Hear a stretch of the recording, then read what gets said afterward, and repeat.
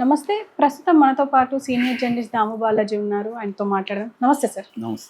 Sir, కాంగోలో ఒక వింత వ్యాధి వచ్చింది అని చెప్పేసి వార్తలు వస్తున్నాయి. అది వచ్చిన వెంటనే 48 గంటల్లో చనిపోతున్నారు మనుషులు అని చెప్పేసి కూడా అంటున్నారు. అసలు అది వైరసా లేకపోతే అదేం వ్యాధి సార్? కాంగోలో లాస్ట్ ఇయర్లో మనకి డిసీజ్ ఎక్స్ అనే ఒక వ్యాధి వచ్చింది. అప్పుడు కూడా వందలాది మంది చనిపోయారు కాంగోలో. అక్కడ ఏంటంటే ఎప్పుడు కూడా అవుట్ బ్రేక్ అంటాం కదా, డిసీజ్ అవుట్ బ్రేక్ అనేది అంటే పాండమిక్ లాగా కాంగోలో ఎప్పుడూ వ్యాధులు వస్తూనే ఉంటాయి. సబ్ సహారన్ కంట్రీస్ అంటారు వీటిని. అక్కడ ఫర్ ఎగ్జాంపుల్ ఎబోలా మనం పేర్లు వినుంటాం. ఎబోలా విపరీతంగా స్ప్రెడ్. తర్వాత మలేరియా, నెంబర్ 1 మలేరియా కాంగోలో. అంటే నా పర్సనల్ ఎక్స్పీరియన్స్ ఏంటంటే నేను 2010లో కాంగోలో కొంతకాలం ఉన్నాను. ముఖ్యంగా కాంగో క్యాపిటల్. కాంగోలో 2 ఉంటాయన్నమాట. మనం మాట్లాడుకునే కాంగో DRC అంటారు. DRC అంటే డెమోక్రటిక్ రిపబ్లిక్ ఆఫ్ కాంగో. దీనికి క్యాపిటల్ సిటీ వచ్చి కిన్సాసా. ఈ కిన్సాసాలో నేను ఉన్నాను అనమాట కొంతకాలం. మా ఫ్రెండ్ వాళ్ళది కంపెనీ ఉంటే వాళ్ళ తరఫున లిక్కర్ కంపెనీ. సో అప్పుడు కూడా నేను చూసింది ఏమంటే ఎల్లో ఫీవర్ ఎక్కువ అక్కడ. ఎల్లో ఫీవరు చాలా, మనకు కూడా ఎల్లో ఫీవర్ సర్టిఫికేట్ ఇస్తేనే మనకు వ్యవసాయ ఇస్తారు. మనం కాంగో వెళ్ళాలంటే ఎల్లో ఫీవర్ నాకు లేదని సర్టిఫికేట్ తీసుకోవాలి. సో నేను కూడా తీసుకొని ఇచ్చాను. సో ఎల్లో ఫీవర్ అనేది ఒక రకమైన ఫీవరు. ఆ ఫీవర్తో ఎక్కువ మంది చనిపోతుంటారు అక్కడ. అంటే బేసిక్గా ఏంటంటే ఇప్పుడు వచ్చిన జబ్బు ఏంటంటే గబ్బిలాలు తిన్నారు ఒక 3 పిల్లలు గబ్బిలాలు తిన్నారు. ఆ 3 పిల్లలకి ఈ ఫీవరు, వాంతులు, విరేచనాలు అయ్యింది. అయిన 48 గంటల్లో 3 చనిపోయారు పిల్లలు. దాంతో WHO రంగంలో దిగి దీన్ని పరిశీలించింది. ఫస్ట్ వాళ్ళు ఏమనుకున్నారంటే ఇది ఎబోలా కానీ, డెంగ్యూ కానీ, మార్బర్గ్ అని ఇంకొక ఇట్లాంటిది అక్కడ కాంగోలో ఉంటుంది. మార్బర్గ్ అంటారు దాన్ని. అదొక వ్యాధి. అట్లాగే ఎల్లో ఫీవర్ కానీ ఇవి అయి ఉండొచ్చు అనుకున్నారు. కానీ అవేవి కావు అని తేలిపోయింది. సో అవేవి కానప్పుడు ఇంకేది అంటే ఏదో తెలియదు వాళ్ళకి. ఇప్పటివరకు అది జబ్బు ఏందని తెలియదు. ఇలాగా మొత్తం ఇప్పటి వరకు జనవరి 21 నుంచి ఈ 1 మంత్ టైంలో 419 ఇట్లాంటి కేసులు మిస్టీరియస్గా జబ్బు రావడం, చనిపోవడం జరుగుతుంది. అది కూడా జబ్బు లక్షణాలు బయటకు వచ్చిన 48 గంటల్లో చనిపోతున్నారు. ఇప్పటివరకు 53 మంది చనిపోయారు ఈ 1 మంత్లో. ఇది ప్రపంచాన్ని ఇప్పుడు మరొకసారి వణికిస్తుంది. ఎందుకంటే మనకి మేజర్గా వీటిని జునోటిక్ డిసీజెస్ అంటారు. జునోటిక్ డిసీజెస్ అంటే యానిమల్స్ నుంచి హ్యూమన్స్కి ట్రాన్స్మిట్ అవుతాయన్నమాట. వీటిని జునోటిక్ డిసీజెస్ అంటారు. ఇవి కాంగోలో ఎక్కువ. ఎందుకంటే వాళ్ళు వైల్డ్ యానిమల్స్ని ఎక్కువ తింటారు. నేను చూసినప్పుడు కూడా వీధుల్లోకి వెళ్తే ఎక్కడ చూసిన కోతులు, కోతి మాంసము అట్లాగే పెట్టుంటారు. కోతుల్ని అట్లాగే మనం కోడికి ఎలా పెడతామో అలాగే మొసళ్ళు, ఇంకా రకరకాల మనం చూడని యానిమల్స్ అంతా అక్కడ మార్కెట్లో ప్రదర్శించుంటారు. అవి తింటుంటారు జనం. అక్కడ ఏంటంటే నేను 2010కి 55 ఏళ్ళు లైఫ్ ఎక్స్పెక్టెన్సీ అక్కడ. ఇప్పుడు 60 ఉందంటే ఇందాక చదివితే నేను 60 పెరిగింది, 5 ఏళ్ళు పెరిగింది 2010 నుంచి ఇప్పటికీ. అంటే లైఫ్ ఎక్స్పెక్టెన్సీ అంటే యావరేజ్గా బతికే వయసు. మన ఇండియాలో అయితే 70 ఉంది. అక్కడ ఇప్పుడు 60కి వచ్చింది. నేను పోయినప్పుడు 55 అలా ఉండేది. అంటే యంగ్ బ్యాచే కనిపిస్తారు, ముసలివాళ్ళు కనబడరు. రెండోది వాళ్ళ లక్షణం ఏంటంటే సేవింగ్స్ కల్చర్ ఉండదు వాళ్ళకి.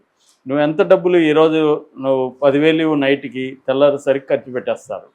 ₹1,00,000 ఇవ్వు ఖర్చు పెట్టేస్తారు.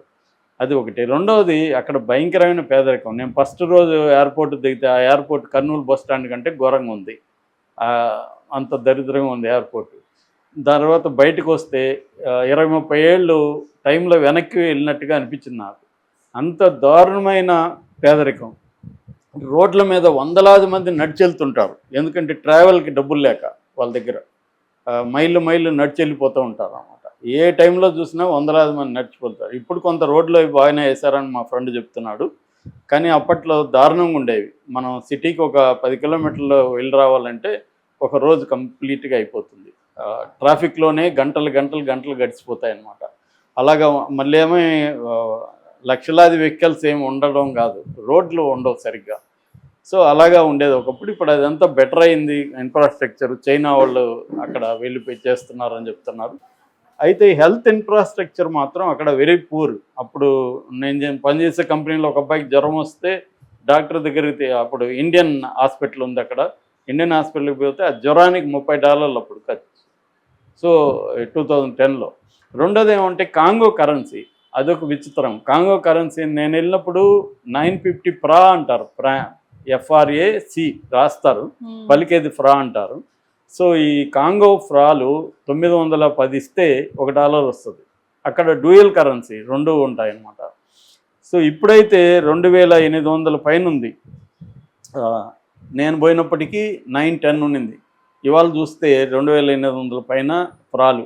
అంటే మనం జోబీలో కొన్ని ట్రక్కులో డబ్బులు వేసుకొని వెళ్తే ఫ్రాలు బ్యాంకుకి, జోబీలో డాలర్లు పెట్టుకొని రావచ్చు అనమాట ఎక్స్చేంజ్.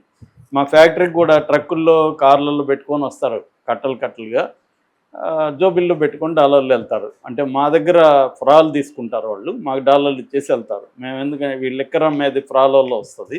ఆ ఫ్రాల్ని ఎవడో ఎంచడు కూడా నోట్లని. అవి అసలు పరమ దరిద్రంగా ఉంటాయి, నీచంగా ఉంటాయి. అదే డాలర్ మాత్రం చాలా నీట్గా ఉండాలి. కొద్దిగా ఇదైనా డాలర్ తీసుకోరు. ఇవేమో మురికి దీంట్లో అట్లా ఉంటాయి అన్నమాట, స్మెల్ వస్తుంటాయి. వాటిని ఇట్లా కట్ట చూసి ఇట్ట అనుకొని ఇసిరేస్తుంటారు తప్ప ఎవరు 1 by 1 ఎంచలేరు అప్పుడే. ఇప్పుడెలా ఇంకా దారుణం ఇప్పుడు 2008. సో ఈ విధంగా ఏంటంటే అక్కడ ఎకనామీ పరిస్థితి, health infrastructure very very poor అనమాట. సో దానివల్ల మలేరియాతోనే 90% డెత్లు. మలేరియా అనే జబ్బు నిజానికి మలేరియా కలరా మనం ఎప్పుడూ మర్చిపోయినాం. సో అలాంటివి ఇప్పుడు అక్కడ 19% మరణాలు మలేరియాలో జరుగుతున్నాయి. దాదాపు 40% ప్రజలకు మలేరియా వస్తుంది. అట్లాగే కలరా, హెచ్ఐవి కూడా అక్కడ ఎక్కువ. దాదాపు 10 లక్షల మందికి కాంగోలో హెచ్ఐవి ఉందని ఒక అంచనా. అట్లాగే ఎల్లో ఫీవర్, ఇవన్నీ కూడా అక్కడ ఎక్కువ ఉన్నాయి. ఇప్పుడు ఈ జబ్బు అంటిస్తారేమో భయపడి ఇప్పుడు కాంగో మనం వెళ్తామంటే ఎయిర్పోర్ట్లో అసలు మనల్ని బతిమలాడుకుంటారు, వెళ్ళొద్దు సార్ మీరు కాంగోకని. ఎందుకంటే భయం అనమాట, వీళ్ళు వెళ్ళి అక్కడ ఏమి ఇబ్బందులు పడతారో అని. అట్లా ఉంటుంది అనమాట. ఇమిగ్రేషన్ వాళ్ళు మనల్ని రిక్వెస్ట్ చేస్తారు, వెళ్ళకండి మీరు. ఫస్ట్ బెదిరిస్తారు, లేదు మేము వెళ్తామంటే అడుక్కుంటారు కూడా, వెళ్ళకండి అక్కడ అని. మనం ఏదో కన్విన్స్ చేసి, లేదు అవన్నీ నాకు తెలుసు, మేము అక్కడ ఉన్నారు అని చెప్పి వెళ్తే కానీ ఇది చేయరు అనమాట. అంత వ్యతిరేకత ఉంటుంది కాంగో పోవడం. ఎందుకంటే అక్కడ ఫ్లైట్లు కానీ కుప్పగూలుతూ ఉంటాయి. ట్రైన్ అయితే అది ఎప్పుడో వస్తుంటుంది, మనం విజువల్స్ కూడా చూడొచ్చు. మన బస్సులో ఎట్లయితే పైన అంతా ఎక్కి ముందు పైన అట్లా ఎక్కేసి ఉంటారు ఆ ట్రైన్కి, అలా ఉంటుంది అనమాట. అదేదో 3 రోజులకు ఒకసారి ట్రైన్ వస్తూ ఉంటుంది. సో ఇటువంటి నేపథ్యంలో ఈ వ్యాధి ఇప్పుడు ఒక విచిత్రమైన కాంగో వ్యాధి అని చెప్పొచ్చు. దీని వాళ్ళైతే హెమరేజ్ ఫీవర్ అని పేరు పెట్టారు. హెమరేజ్ ఫీవర్ అనేది గతంలో కూడా ఉంది. హెమరేజ్ ఫీవర్ అంటే ఏం లేదు, రక్తం కక్కునే చనిపోవడం, జ్వరం వచ్చి. ఇప్పుడు ఈ లక్షణాల్లో ముందు లక్షణాలు చెప్పుకుంటే, ఒకటి జ్వరం వస్తుంది, వాంతులు వస్తాయి, ఇంటర్నల్ బ్లీడింగ్ వస్తుంది. ఇంటర్నల్గా బ్లీడ్ అయిపోయి చనిపోతున్నారు. అందువల్ల హెమరేజ్ అంటే ఇంటర్నల్ బ్లీడ్. సో ఈ హెమరేజ్ వల్ల చనిపోతున్నారు కాబట్టి, ఫీవర్ అండ్ హెమరేజ్ ఉంది కాబట్టి హెమరేజిక్ ఫీవర్ అని పేరు పెట్టారు డాక్టర్స్. దీనికి కారణాలు అయితే అన్వేషిస్తున్నామని WHO అనౌన్స్ చేసింది. ఏదేమైనా ఆఫ్రికా పోయేవాళ్ళు, ముఖ్యంగా కాంగో పోయేవాళ్ళు జాగ్రత్తగా ఉండాల్సిన అవసరం ఉంది. హైజెనిక్గా ఉండడం అవన్నీ ఉన్నాయి. కానీ ఇది ఎందుకోసం